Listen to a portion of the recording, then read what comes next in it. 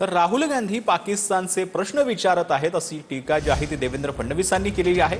मुख्यमंत्री देवेंद्र फडणवीसांनी राहुल गांधीवर निशाणा साधलाय। तर एकही पाकचा ड्रोन भारताच्या जमिनीला स्पर्श करू शकला नाही असं देखील देवेंद्र फडणवीस यांनी म्हटलं।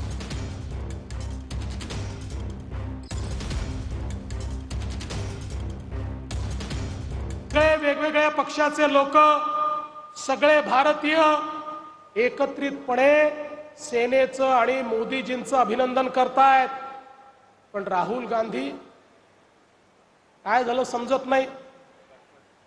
प्रश्न विचारतायत, किती विमान पडले, कसे पडले, काय पडले।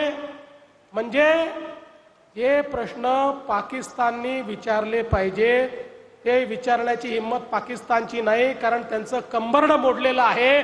त्यामुळे ते शांत आहेत आणि ते प्रश्न राहुल गांधी विचारतायत। हे त्यांच्यापेक्षा गैरभीत आहे।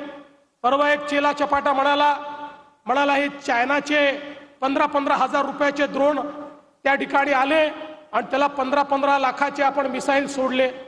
आता या मूर्खांना हेही माहिती नाही की शेतीमध्ये फवारणी करण्याचे ड्रोन आणि बॉम्ब घेऊन येणाऱ्या ड्रोन मध्ये काय अंतर आहे।